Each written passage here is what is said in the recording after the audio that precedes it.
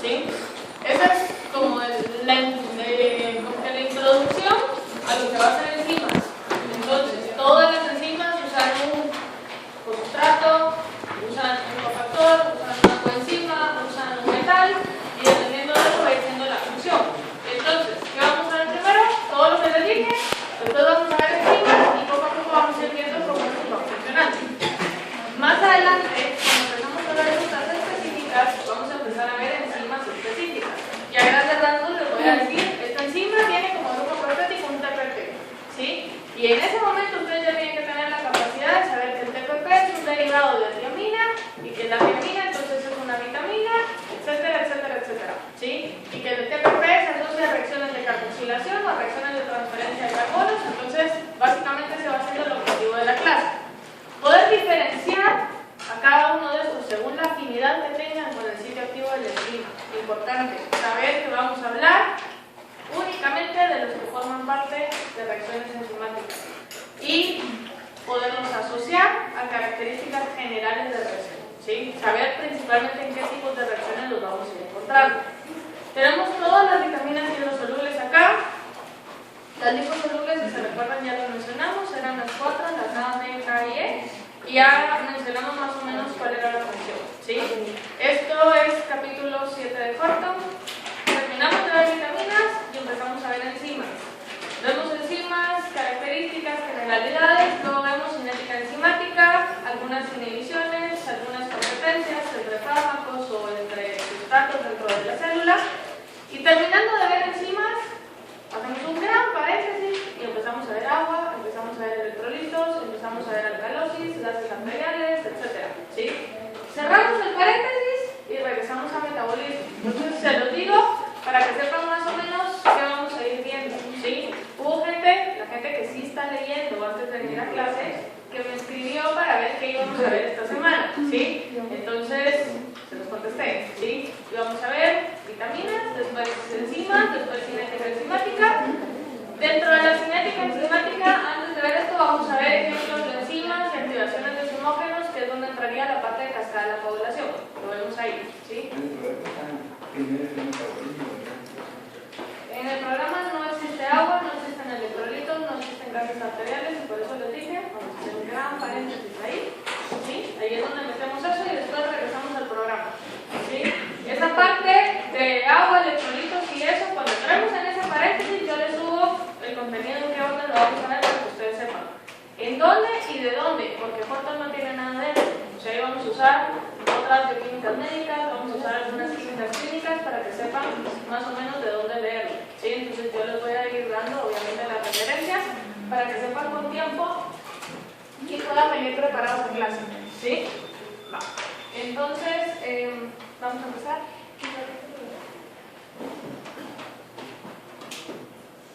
Entonces, este esquema es lo primero que necesito que entiendan, porque es el resumen como de la introducción de la clase. Si se fijan, hace referencia a cofactores. Es la forma en la que los cofactores están divididos. Para poder entender eso tenemos que hacer tres definiciones. Una holoenzima, una apoenzima y un cofactor, ¿sí? ¿Qué es un cofactor?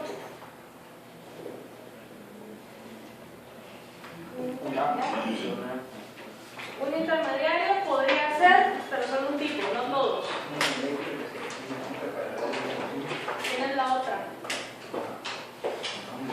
Una enzima. Si un cofactor va a ser una molécula que se una a una enzima y que tenga una función determinada, ¿sí? Le va a dar la función.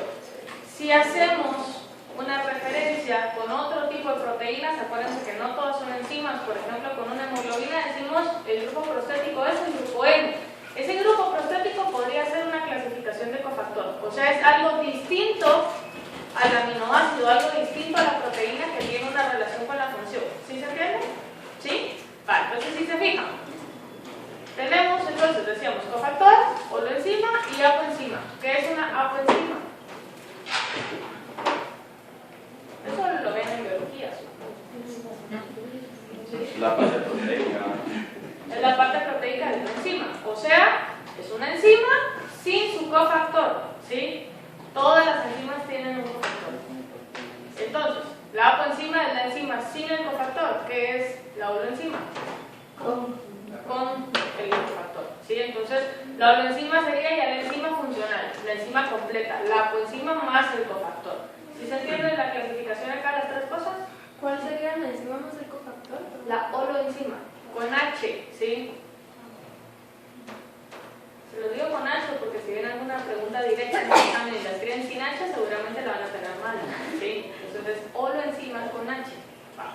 Entonces, los cofactores los vamos a dividir en dos tipos. Los vamos a dividir en iones esenciales y en las coenzimas. Esto según la clasificación que tiene Horton. ¿Por qué? Porque viene Leninger y dice cofactor es todo lo que es de origen inorgánico y coenzima es todo lo que es de origen orgánico. Entonces viene Leninger y lo que hace es separar cofactor de coenzimas, cosas completamente diferentes. ¿Pero qué hace Horton? Horton dice que las coenzimas son parte de los cofactores. ¿Se entiende esa diferencia? Se lo digo porque hay gente que está leyendo de Leninger. Entonces, al final, ¿qué es lo cierto? Lo cierto es que las dos cosas funcionan para que la enzima pueda trabajar, ¿sí? Eso es lo que necesito que tengan claro. Entonces, prácticamente, vamos a tomar la definición de los dos, pero por lo general, cuando decimos cofactor, hacemos referencia a componentes de tipo inorgánico, o sea, iones, metales, etcétera, ¿sí? Y luego, cuando hacemos origen, le hacemos referencia a las coenzimas, vamos a hablar de moléculas que son completamente orgánicas. Entonces acá es donde entra la parte de vitaminas. Las vitaminas le dan origen a las coenzimas, ¿sí? Quiere decir que las vitaminas no necesariamente van a darle origen a estos iones, ¿sí? No tienen ninguna relación acá, pero acá es donde entrarían todos los requerimientos nutricionales, los oligoelementos, por ejemplo, esos elementos que deben ser consumidos en trazas. Por ejemplo, el zinc, el hierro, que deben ser consumidos en cantidades pequeñas, entrarían en esta parte de acá. ¿Sí se entiende? ¿Vamos bien hasta acá? ¿Sí? Va. Entonces, si se fijan, iones esenciales tenemos a los iones activadores y tenemos a las metaloenzimas. Y luego coenzimas tenemos a los cosustratos y tenemos a los grupos prostéticos. La diferencia entre cada uno de estos es la afinidad que tengan al sitio de unión. Si se unen fuerte, ¿se sueltan o no se sueltan durante la reacción? No, quiere decir que todo el tiempo van a estar unidos a la enzima, ¿sí? Entonces, ¿quiénes se unen completamente? Los iones que forman metaloenzimas, por eso son metaloenzimas porque todo el tiempo están pegados ahí, y los grupos prostéticos. Los grupos prostéticos son parte de, no se sueltan nunca, ¿sí? Esos dos se unen de forma fuerte. Diferencia entre una metaloenzima y un grupo prostático. Un grupo prostático es origen orgánico, metaloenzima es origen inorgánico. ¿Sí se entiende? Los dos tienen la misma afinidad de unión. Ahora, si tengo una afinidad de unión baja, ¿qué va a pasar durante la reacción? Se puede separar. Va a entrar, va a salir, o va a entrar y salir. ¿Sí? Entonces depende de cuál sea la función. Entonces, aquí los vamos a clasificar como iones activadores o como cosustratos. La diferencia entre un ion activador y un cosustrato es el origen. ¿Quién es de origen orgánico? ¿Quién es de origen inorgánico? Los activadores, ¿sí? Entonces, en este caso, si se fijan, lo que tienen igual es la afinidad de unión. Los dos se unen de forma débil, ¿sí? Si entran y salen, muchas veces no esperamos que entren y salgan. Perdón, si entraron y salieron, no vamos a esperar a que salgan como entraron, ¿sí? Si no va a haber algún cambio en el proceso. Y por eso son llamados cosustratos, porque van a entrar como un sustrato más. Pero puede repetir lo de los activadores. La diferencia entre activadores y cosustratos. Activadores son de origen inorgánico, cosustratos son de origen orgánico. Lo que tienen igual es la afinidad de unión. Si entran, esperamos que salgan de forma diferente, ¿sí? Entonces debe de haber algo más que los recicle para que puedan volver a entrar de la misma forma. ¿Sí se entiende esa parte? ¿Sí? Va. Entonces aquí hay un ejemplo. ¿Está clara la clasificación? Sí, porque con esta clasificación nos vamos hasta el final de los tiempos en bioquímica, ¿sí? Porque hablamos de grupos prostáticos, hablamos de cosustratos y tienen que tener la capacidad de saber qué diferencia hay entre cada uno. De hecho, con las vitaminas, vamos a ver que la vitamina le da origen, ¿a qué dijimos? ¿A iones o a coenzimas? A coenzimas, orgánicos. Entonces decíamos, vamos a ver la vitamina, ¿a qué coenzima le da origen? Y bueno, coenzimas pueden ser unidad débil o unidad fuerte. Quiere decir que cada vitamina le va a dar origen a una coenzima y ustedes me tienen que decir quién es la coenzima y si es grupo prostático o cosustrato, ¿sí? no van a poder distinguir la diferencia. Pero al final como que el cosistrato, el grupo prostético y eso, o sea, son cofactores, pues. Son cofactores según Gorton, pero según Leninger, un grupo prostético y un cosustrato no son cofactores, son coenzimas. Y los iones activadores y los metaloenzimas son cofactores para Leninger. Pero para Gorton todo es un cofactor. ¿Sí se entiende esa parte? ¿No? ¿Otra vez? ¿Otra vez? Sí. No. Leninger dice cofactor es sinónimo de inorgánico. ¿Sí? Y coenzima es sinónimo de orgánico. Gorton dice coenzima es sinónimo de orgánico, pero cofactor puede ser coenzima o puede ser metal. ¿Sí? O sea, Gorton no hace esa diferencia entre orgánico e inorgánico. ¿Cómo lo vamos a trabajar? Lo vamos a trabajar con esta clasificación. Sin embargo, por fines del lenguaje, para estar hablando de iones es un poco complicado y por lo tanto a los iones los vamos a hacer referentes como cofactores. O sea, al final es como una mezcla de los dos. Cuando hablamos de un cofactor vamos a hacer referencia a un origen inorgánico, aunque sepamos que las coenzimas también son cofactores. ¿Sí se entiende? ¿Sí? ¿Alguien se me perdió? ¿No? Vamos. Entonces, vamos a ver generalidades de cada una de estas.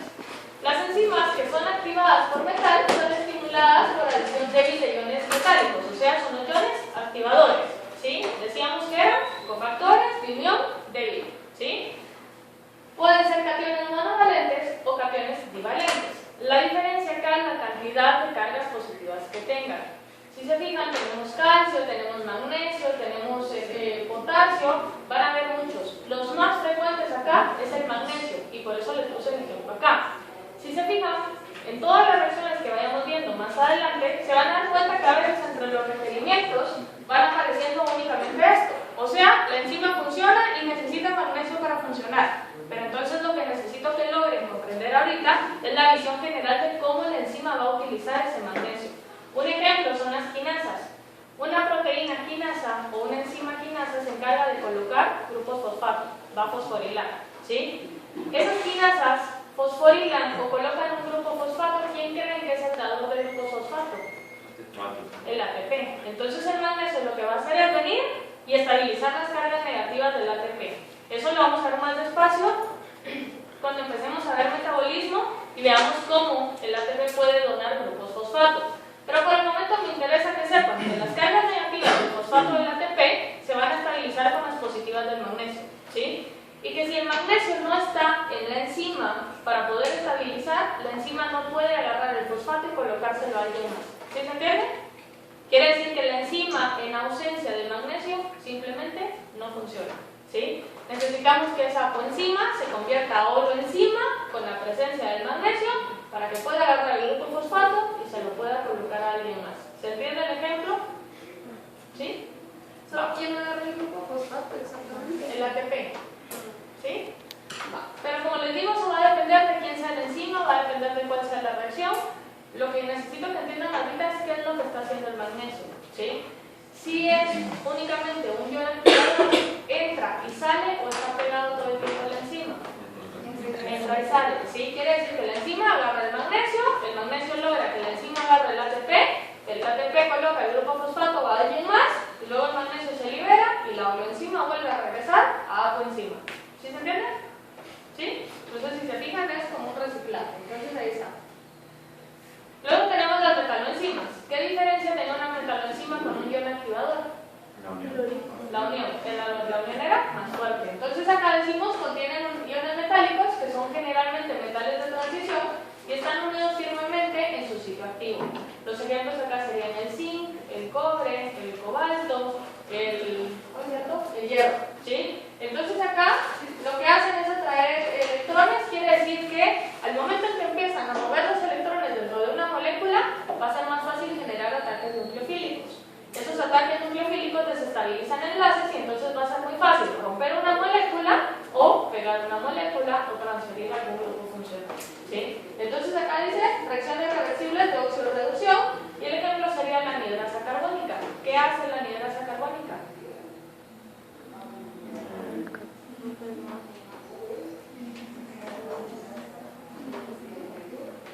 Carbónica. Ya la mencionamos en algún momento de la vida.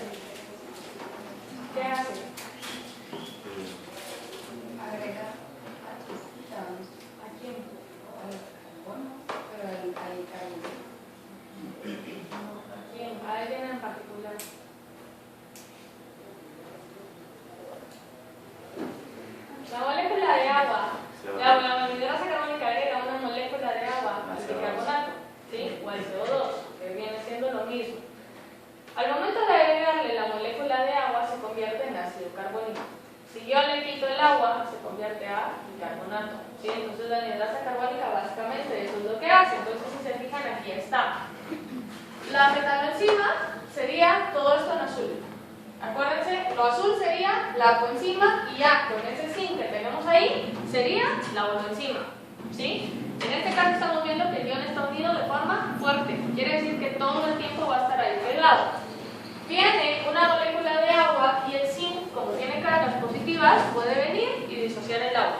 El agua se disocia con protones y hidroxilos. Quiere decir que me queda un hidroxilo pegado, que luego puedo venir y unírselo a un CO2 y el CO2 entonces puede salir en forma de bicarbonato o ácido carbónico al momento de protonarse. ¿Sí? Si se fijan qué pasa con el sitio activo, debe de reciclarse. Si lo ven, una molécula de agua es quien saca el CO2, o sea, quien puede sacar el ácido carbónico, pero lo está haciendo por desplazamiento. La molécula de agua en este caso está ionizada porque les dije que se podía separar en protones y en hidroxilos. Quiere decir que este hidroxilo rosado es la molécula de agua que está viniendo como a romper esto negro que sale y ahora se queda lo rosado. Lo rosado sería ese OH con el que estoy empezando la reacción. Si se fijan, quiere decir que empiezo así y termino así. Lo que estoy haciendo es reciclando el sitio activo. Lo estoy reciclando porque esto no entra y no sale. Todo el tiempo debe permanecer igual para que la enzima pueda seguir funcionando. ¿Sí? ¿Sí se entiende? ¿Sí? Es lo que era como de perdiditos hoy. No tienen como ni idea de qué estoy hablando. Pero sí me están entendiendo. ¿Sí?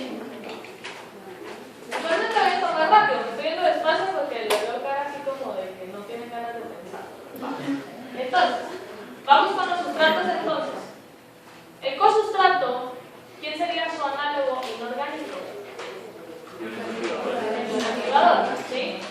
Sustratos en reacciones enzimáticas unidos débilmente, la diferencia es que son de origen orgánico. Se alteran durante la reacción, se disocian del sitio activo porque tienen unión débil y la estructura original se debe de regenerar en una reacción posterior. Llevan y traen grupos metabólicos.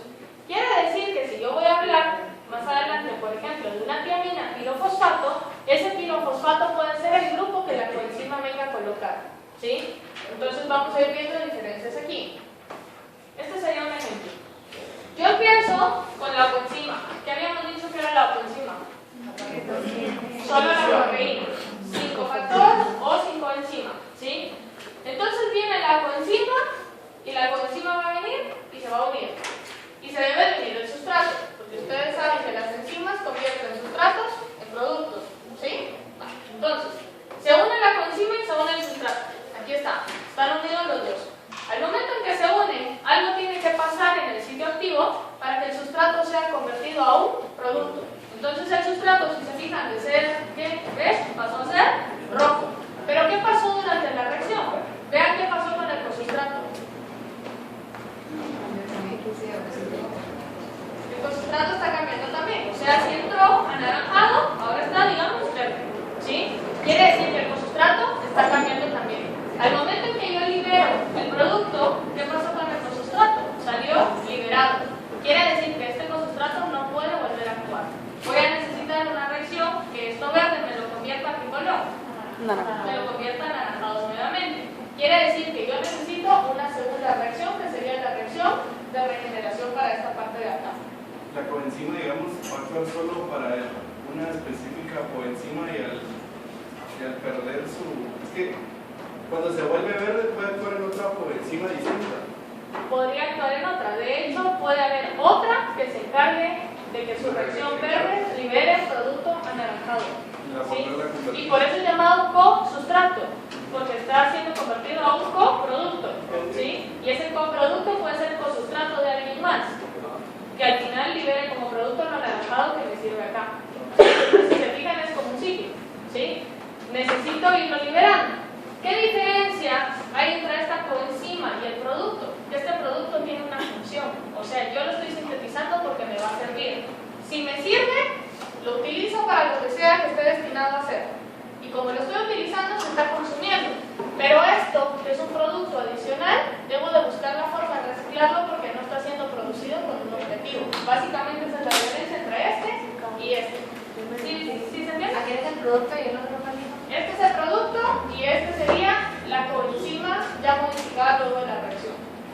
¿Sí? Pero sigue siendo una coenzima. ¿Vamos bien allá? ¿Raúl? Sí. ¿Sí? Va.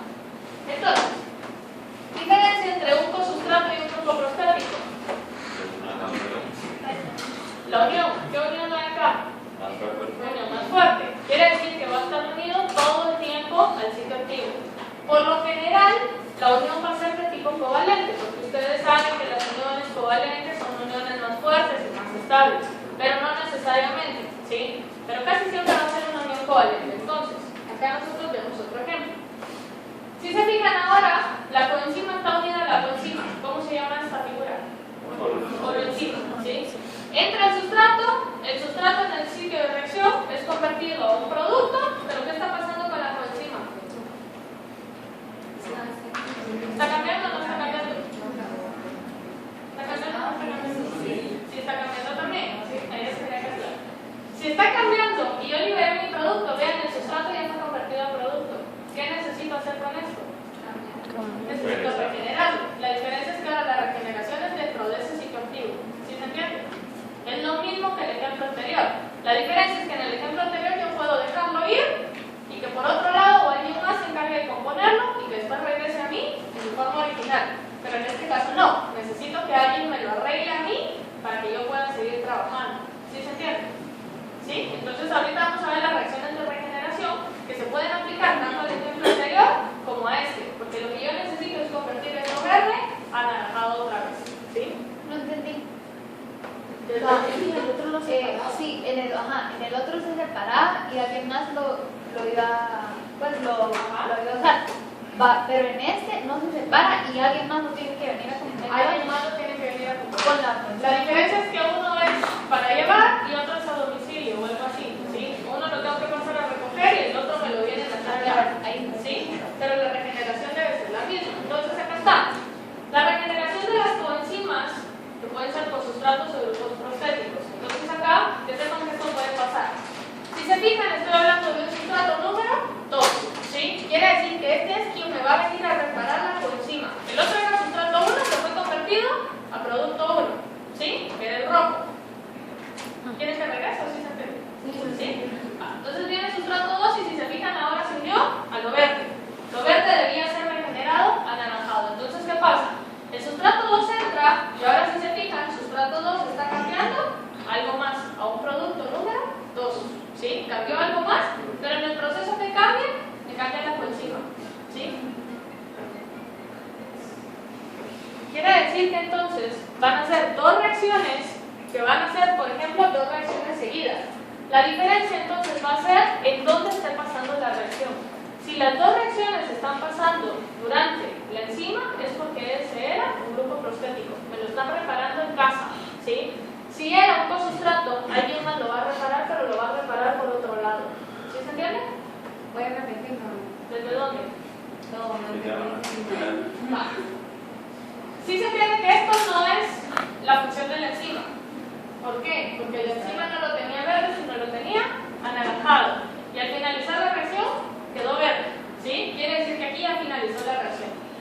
La reacción entonces se daba cuando un sustrato 1 se convertía a un producto. Y esto me quedaba verde. Ahora entra un sustrato 2 y el sustrato 2 va a ser convertido a un producto número 2. ¿Sí? En esa conversión, yo lo que estoy haciendo es quitándole a ese grupo prostético lo que en algún momento le di. ¿Sí? Si le estoy quitando lo que le puse, quiere decir que lo estoy dejando como estaba antes de empezar. En el proceso que estoy liberando dos cosas. Porque en la reacción anterior yo liberaba rojo y en esta yo estoy liberando azul. Y al final termino con la enzima completamente regenerada. ¿Sí se entiende? Pero, entonces la diferencia del producto de esto y la de antes es que este no es útil o también puede ser útil para... Este también puede ser útil. De hecho, vamos a hablar de un ejemplo en concreto. Por lo general puede liberarse NADH. El NADH sale, por ejemplo, como un cosustrato y el cosustrato va a ir a la cadena de transporte de electrones. En la cadena de transporte de electrones, el NADH, que antes era anaranjado, es convertido a NAD, que ahora es verde, por ejemplo. Y el NAD puede regresar a trabajar a una enzima para volver a salir como NADH, pero debe ir a la mitocondria a que lo repare. Otro ejemplo, que sería como grupo prostético, vendría siendo el FADH, por ejemplo. El FADH empieza como FAD en la enzima, ahorita voy, pero bajen la mano. Empieza como FAD en el sitio activo de la enzima, ¿sí? El sitio activo del FAD es convertido a FADH. Como no puede salir, necesita que alguien se lleve esa H, ¿sí? Entonces viene alguien más a quitarle la H y vuelve a hacer FAD, ¿sí? El trabajo fue en casa, no tuvo que ir a la mitocondria a hacerlo. ¿Sí se entiende un poco mejor la diferencia? ¿Sí? Ahora sí. Solo el sustrato 2 es salir como producto, es esencial como el sustrato 1. ¿Cómo así? ¿Cómo así? Cuando yo te había dicho que el sustrato 1, cuando él salía su producto, era muy, pues, ayudaba o algo. Tenía una función específica. Ajá. Pero ahora este sustrato 2 va a tener igual una función específica. No necesariamente. No necesariamente. El organismo es tan eficiente y tan efectivo que en algunos casos sí. O sea, si va a hacer un trabajo de regeneración, ¿por qué no acoplarlo a producción de energía, por ejemplo? O si va a hacer un trabajo de regeneración, que eso ayude al transporte a nivel de membrana, por ejemplo. Pero no necesariamente, o sea, no fue diseñado para eso, eso es un extra, digamos. Pero la función principal de la enzima es convertir el beige en rojo, ¿sí? Si durante el proceso verde es convertido azul, pues qué bueno, ¿sí? O sea que la finalidad de esto es crear ese último producto. La finalidad de esto es que lo que está verde ahí adentro regrese a ser anaranjado, porque si regresamos al punto inicial, yo empecé con eso anaranjado. Quiere decir que si termina verde, verde no me sirve. Ese verde debe ser regresado a anaranjado. Quiere decir que esta parte de acá es para convertirlo verde a anaranjado otra vez y que esta pueda agarrar otro beige y que el beige sea convertido a rojo otra vez y así sucesivamente, ¿sí? Que pueda irse reciclando para que pueda seguir funcionando. Mónica, ¿sí se entiende? Bueno, ¿vamos bien hasta acá? ¿Sí? Entonces, algunos organismos han perdido la capacidad de sintetizar algunas coenzimas. Algunos organismos, los animales, principalmente los mamíferos. ¿Por qué? Plantas, bacterias, hongos tienen la capacidad de sintetizar vitaminas. Quiere decir que no son esenciales para esos organismos. ¿Cómo habíamos definido esencial? Un aminoácido esencial, un ácido graso esencial. Que no lo podemos sintetizar y por lo tanto debe ser consumido en la dieta. Esa segunda parte es bien importante, porque yo no puedo sintetizar clorofila, pero no necesito consumirla, ¿sí? Quiere decir que deben de completar esa parte. O sea, no lo puedo sintetizar, pero sí lo necesito, ¿sí? Entonces las vitaminas entran en esta parte. Y son necesarias porque todas las enzimas necesitan un cofactor. Todas las enzimas necesitan una coenzima. Quiere decir que necesitamos darle origen a esa parte que está relacionada a la función. Acuérdense que la función principal la tenía el grupo prostético. Pero ya vimos el ejemplo con la hemoglobina. Que el grupo hemo era el mismo en la hemoglobina y en la mioglobina. Que lo que hacía las diferencias en la afinidad era la estructura primaria, ¿sí? Quiere decir que todos los grupos funcionales van a funcionar igual, pero lo van a hacer sobre alguien diferente o lo van a hacer de forma específica según esa coenzima que tengan alrededor. ¿Sí se entiende? ¿Sí? Entonces, este cuadro básicamente es el resumen. Aquí lo estamos viendo. Son las vitaminas que vamos a ver. Las que están ahí son las únicas que vamos a ver. Entonces, tenemos acá la vitamina niacina, riboflavina, ácido pantoténico, tiamina, tiroxina, biotina, folato, cobalamina. Estas ya las vimos. Entonces, esta parte de acá le va a dar origen a una coenzima, ¿sí? Quiere decir que ustedes tienen que saber que la tiamina le da origen a la tiamina pirofosfato y que la tiamina pirofosfato se agrega TPP. Lo tienen que saber. ¿Por qué? Porque en algunas reacciones solo vamos a ver escrito el TPP y si no saben qué rayos es, de nada les sirve, ¿sí? Entonces, tiamina o B1, ¿cuál de las dos se deben de aprender? Tiamina. Las dos, sí, las dos. Entonces tienen que saber que la tiamina es la B1 que le da origen a la tiamina pirofosfato que también es TPP. ¿Sí se entiende? Va. Cada deficiencia vitamínica está asociada a una o muchas enfermedades. Vamos a ver una que a grandes rasgos, solo a modo de ejemplo. Por lo general son enfermedades nutricionales. ¿Qué quiere decir esto? Que si es una enfermedad por deficiencia de tiamina, se va a arreglar dando tiamina en la dieta. Si es una deficiencia de niacina, se va a arreglar dando niacina en la dieta. Y así sucesivamente. A menos que sea una deficiencia, por ejemplo, de B12 y que sea porque no hay absorción a nivel intestinal. ¿Sí? Ahí sí ya estamos hablando de otra cosa, pero al final sigue siendo una deficiencia nutricional. ¿Sí se entiende acá? Va. Entonces, este cuadro, entonces está acá, tiene estas otras dos columnas que también son importantes. Por eso les dije, esto es como el resumen. Esta columna les dice cuál es la función asociada al grupo prostático. Necesito que se lo aprendan en general, porque si se lo aprenden en general va a ser más fácil trabajar todas las reacciones después. Cuando hablemos de carboxilasas, ustedes van a saber que van a ser enzimas encargadas de colocar grupos de carbono y que lo van a hacer solo si tienen un TPP en su sitio activo. ¿Sí? Quiere decir que con ver la enzima y ver qué grupo prostático tienen, ustedes pueden saber más o menos cuál va a ser la función, porque el grupo prostático es quien está relacionado a la función. Entonces, eso que está ahí lo vamos a ir hablando durante cada una porque vamos a ir viendo vitamina por vitamina. Y la siguiente columna que tiene, ¿qué es? ¿Cómo actúa? el tipo de unión, si es cosistrato o si es grupo prostático. ¿Por qué no hay metaloenzimas o iones activadores acá? Porque las vitaminas solo son de origen orgánico, ¿sí? Entonces acá está. Necesito que sepan, si regresamos al ejemplo de la tiamina, que la tiamina es un grupo prostático. Entra y sale de la reacción, no permanece todo el tiempo unida.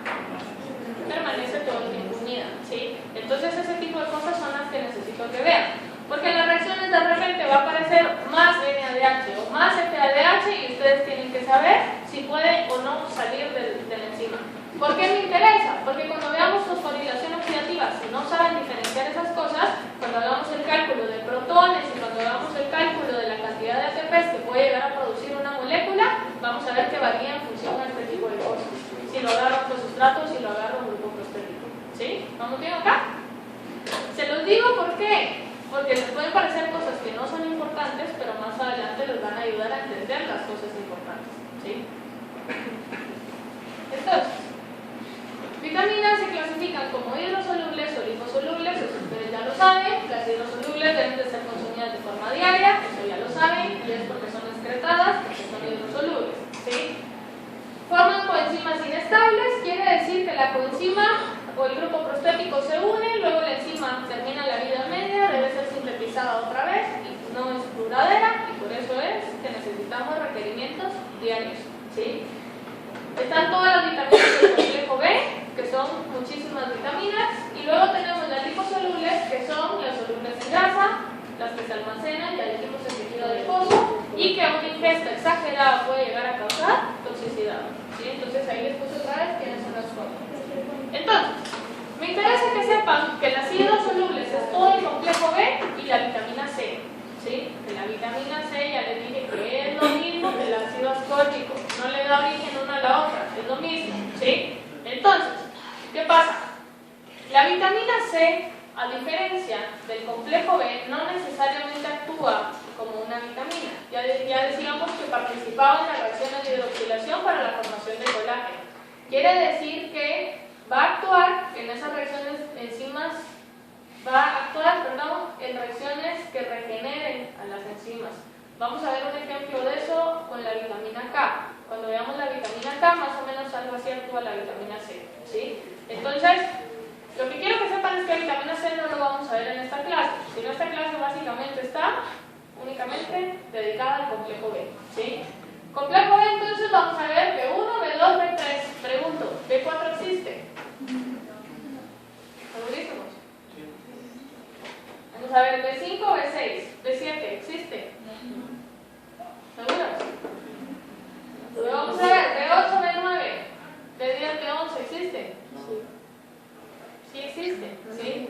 La diferencia es que son enzimas, son coenzimas que nosotros podemos adquirir de otro tipo de fuentes, que no necesariamente sean a partir de una vitamina, ¿sí? O sea, las puede producir alguna bacteria de la flora intestinal, las puede producir, por ejemplo, algún derivado de algún ácido que tengamos dentro del cuerpo, ¿sí? Entonces, sí existen, sí forman parte del complejo B, pero las más importantes son estas, ¿sí? Entonces, eso es lo que quiero que sepan, que las que vamos a ver son las que están en esta clase. Va. Entonces, ¿por qué las tiene ordenadas? No entiendo de qué forma, ¿sí?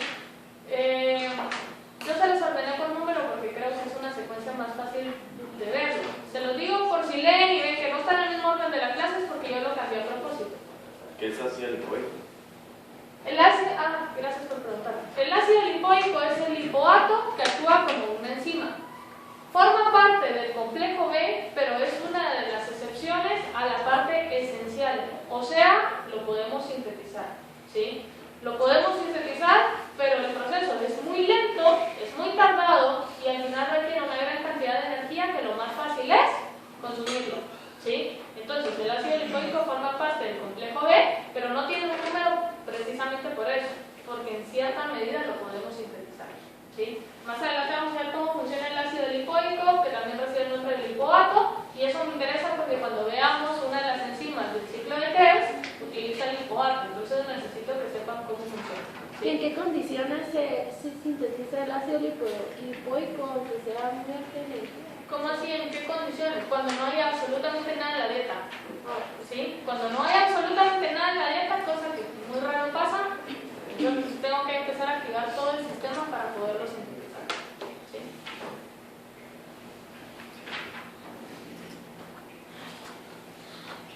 Bueno, vamos con la B1 entonces. La B1 decíamos que era la tiamina, ¿sí? La absorción de la tiamina tiene lugar en la parte superior del intestino, casi como la mayoría de cosas, como la mayoría de alimentos, donde hay carbohidratos, proteínas, ácidos grasos, etc. Aquí están los alimentos en los que se encuentran principalmente. Como no están estudiando nutrición, no me interesa que se lo sepan, ¿sí? Pero sí me interesa que vayan identificando, por ejemplo, si está en semillas, si está en plantas, si está en leche, si está en carnes. Ese tipo de cosas quiero que vayan viendo. Por ejemplo, acá, principalmente en qué está, en semillas, ¿sí? Ese tipo de cosas son las que quiero que identifiquen. ¿Por qué? Porque si hay alguien con deficiencia de tiamina, por ejemplo, o alguien en que los procesos de carboxilación, que vamos a ver que es a lo que se asocia, se encuentra deficiente, un tipo, una sugerencia podría ser, bueno, a comer más cebada, o a comer más avena, o comer más, ¿qué más hay aquí? Levadura, que sí, no fermentada. Entonces, la tiamina le da origen a la TPP, que habíamos dicho que era la tiamina pirofosfato, ¿sí? La tiamina pirofosfato entonces está presente en enzimas que son carboxilasas. Es activada principalmente en cerebro y en hígado, eso realmente no me interesa, pero sí me interesa que sepan entonces que una carboxilasa va a ser encargada de colocar carbonos a una cadena. Por ejemplo, si regresamos haciendo ejemplos de lo que ya hemos visto, con la teoría de Sprecher, por ejemplo, que decíamos se debe dar 2 elongaciones. Esas elongaciones eran adiciones de más carbonos. Quiere decir que necesitaban carboxilasas que pudieran hacer esa elongación, ¿sí? Entonces, para que se vayan dando un ejemplo de en qué tipo de reacciones funcionan. Entonces, acá está. Esta es la tiamina, esta es la vitamina que alguien más la sintetizó para mí. Ahora, ¿qué necesito hacer yo? Ya me comí la B1 y ahora tengo que convertir la tiamina a tiamina pirofosfato. ¿Qué le estoy agregando? Un pirofosfato. ¿Qué es un pirofosfato? 2 fosfatos unidos. ¿Sí? Entonces, ¿qué serían estos 2 que tengo acá? ¿Sí? Entonces, ¿quién me los está dando? Me los está dando una ATP. Quiere decir que tengo que tener una enzima encargada de convertir la tiamina a tiamina pirofosfato. Una enzima encargada de colocarle ese pirofosfato a la tiamina para convertir la vitamina a tu enzima. ¿Quién es la enzima? No me interesa, no lo vamos a ver, porque algunas reacciones tienen muchísimos pasos para poder llegar a la coenzima. ¿Sí se entiende? Lo que yo quiero que vayan viendo es diferencias entre vitamina y coenzima ahorita. ¿Logran ver acá? ¿Ven la diferencia estructural? ¿Sí? Entonces, patología a la que se asocia es el beriberi. ¿Esto no me lo vieron en correlación ya? ¿No lo vieron? No sé si lo van a ver. Pero acá está entonces. El beriberi es una enfermedad neurodegenerativa, ¿sí? Quiere decir que los pacientes empiezan como a perder la conciencia, empiezan a tener algunos, principalmente a nivel muscular, empiezan a perder la tonicidad y, bueno, al final es diagnóstico con encefalopatía de Wernicke y, como decíamos, si lo que está deficiente es el consumo, al final lo que yo necesito es administrarlo. Esta patología, cuenta la leyenda, que la diagnosticaron o la observaron por primera vez en pájaros. ¿Por qué? Porque los pájaros comían mucho arroz aparecer la cáscara de arroz, tiene una gran cantidad de tiamina presente, ¿sí? Cuando se come el arroz sin cáscara, así como lo comemos nosotros, toda la parte de tiamina se pierde. Quiere decir que comer arroz en abundancia no es una solución, tomando en cuenta que es arroz limpio, ¿sí? Entonces, ¿qué pasa? Empieza a haber deficiencia nutricional de tiamina que puede estar relacionada al aparecimiento de patologías. El alcoholismo se relaciona mucho con el beriberi. ¿Por qué? Porque una persona que es alcohólica o una persona que consume demasiado alcohol, la ingesta o la absorción intestinal de tiamina se ve disminuida, ¿sí? Quiere decir que al final una persona alcohólica empieza como que a perder tonicidad muscular, ¿sí?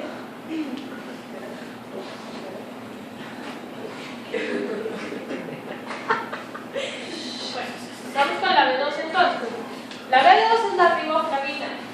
La riboflavina está presente en levadura de cerveza, hígado, leche, clara de huevo, pescado, carnes, cacahuates, o sea, en general, podríamos decir lácteos y carnes y huevos, ¿sí?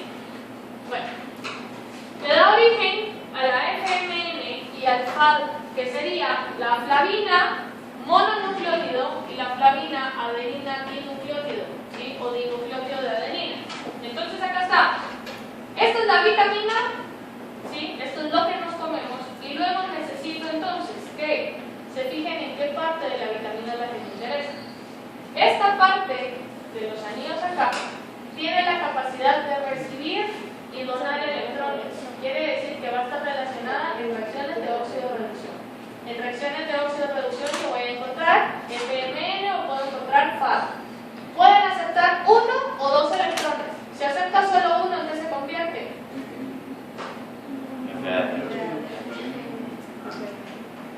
A ver, una molécula que tenga solo un electrón que esté desapareado. Es la libre, ¿sí? Quiere decir que FMN y FAD son dos cosas diferentes, pero tienen el origen en lo mismo. Si aceptan solo un electrón, se convierten en radicales libres que son estables, ¿sí? Si aceptan 2, pueden transferir 2 electrones. Se lo digo porque a veces hay aceptores de electrones que solo pueden aceptar 1. Y si solo pueden aceptar 1, es más fácil que se los dé FMN o que se los dé FAD a que se los dé NADH. Que vamos a ver que NADH tira 2 de un solo, ¿sí? Entonces, eso es importante. Entonces, ¿qué quiero que vean?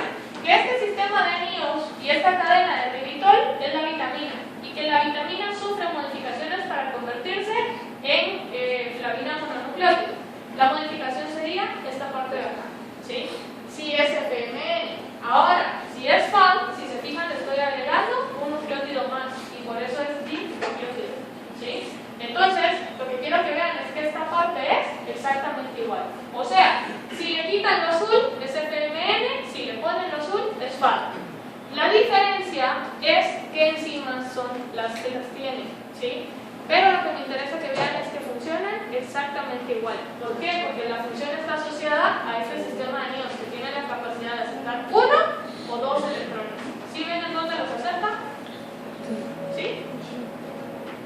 Solo Regina, disculpe, a la FMN, ¿cuál era la modificación que le hacía? Esto, este fósforo. ¿Sí? Porque esta cadena de acá para acá, la cadena de ribitol, y este es el anillo de iso, no sé qué, no me acuerdo cómo se llama. ¿Sí? Pero al final esta parte de acá hasta acá es la vitamina. Y esta parte de acá es la modificación para convertir la FMN y esta sería la modificación para convertir la FAD. ¿Dónde dijo que aceptaban? No sé. Aquí.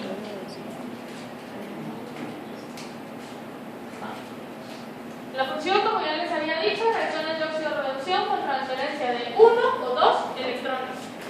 Los ejemplos serían todas las reacciones de oxidación de lo que sea. Si se fijan, oxidación, degradación. ¿Por qué? Aquí, esto está oxidado o está reducido. ¿Cuál? Esta molécula. Está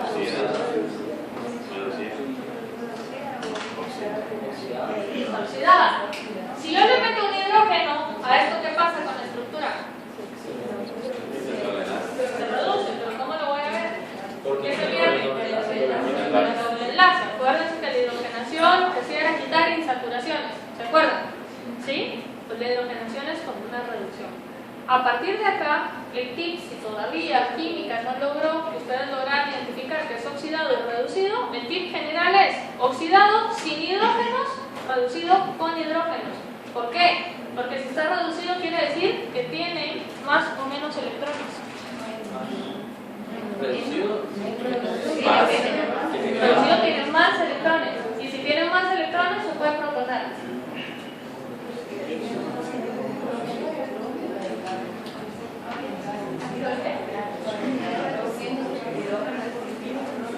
No, algo reducido va teniendo electrones. O sea, algo reducido se va a oxidar.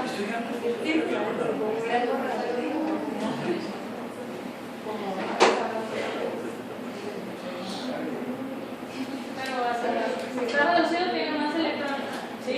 Y si está oxidado tiene menos electrones. Quiere decir que si está reducido, ahí va a tener hidrógenos. ¿Sí se entiende? ¿Sí? Va. Quiere decir que estas reducidas se van a escribir FMNH2 si tiene 2 electrones. FMNH si tiene un electrón, ¿sí?